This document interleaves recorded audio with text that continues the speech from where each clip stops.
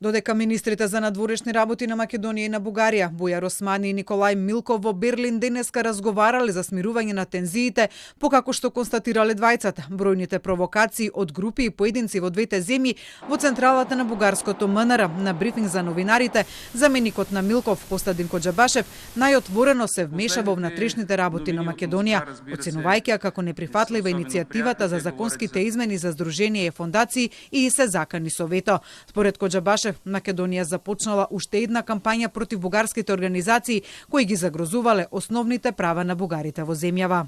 Крајно е неприфатливо да се користи наратив, вклучително и законодавни иницијативи со кои непринципиелно се искористуваат теми поврзани со фашизмот, антисемитизмот и тероризмот, со цел да се ограничат основните права и да се влошат добрососедските односи.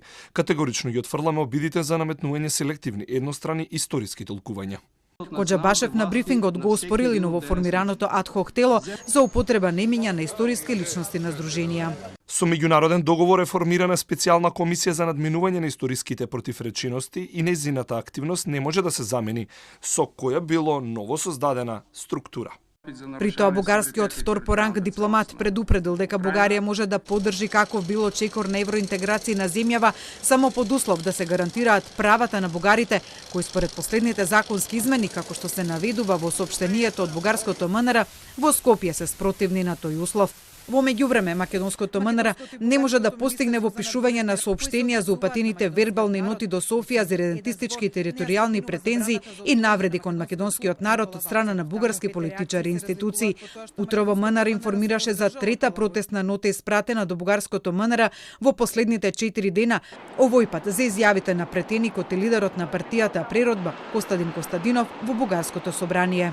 Го повторуваме апелот дека ваквите изјави се директно спротивни на интенцијата на двете држави да го почитуваат и да го негуваат духот на договорот за пријателство и добрососедство во насока на создавање на блиски и пријателски односи базирани на меѓусебна почит и соработка. Токму во духот на добрососедството очекуваме релевантните политички и институционални фактори во Република Бугарија да се оградат и да ги осудат ваквите провокации и обиди за нарушување на добрососедските односи.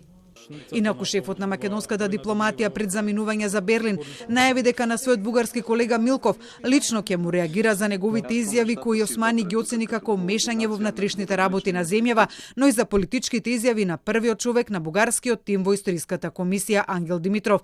Нема информации дали на списокот за реагирање до Милков Османи го допишал и Коџабашев.